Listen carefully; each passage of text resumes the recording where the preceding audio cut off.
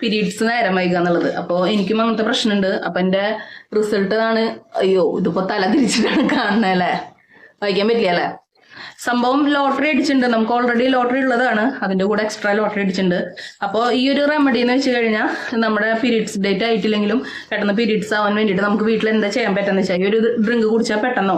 പക്ഷേ ഇത് കുടിക്കണേക്കാൾ മുമ്പ് നിങ്ങൾ കുറച്ച് കാര്യങ്ങൾ ശ്രദ്ധിച്ചോളൂ. അതുപോലെ പ്രഗ്നൻസിക്ക് ട്രൈ ചെയ്യണവര്, കല്യാണം കഴിച്ചിട്ട് എന്താ പറയുക പീരീഡ്സ് കറക്റ്റ് അല്ലാണ്ട് നിൽക്കണവര്, പാല് കൊടുക്കണ അമ്മമാരൊക്കെ ആദ്യം ഒന്ന് ടെസ്റ്റ് ചെയ്ത് നോക്കാം എന്തെങ്കിലും ഉണ്ടോ, സംതിങ് സ്പെഷ്യൽ ഉണ്ടോ നോക്കിയിട്ട് ഉറപ്പിച്ചതിന് ശേഷം നിങ്ങൾക്ക് ഇതൊന്ന് വീട്ടിൽ ചെയ്ത് നോക്കട്ടെ. പെട്ടെന്ന് റിസൾട്ട് കിട്ടുന്ന ഒരു സംഭവം തന്നെയാണ്.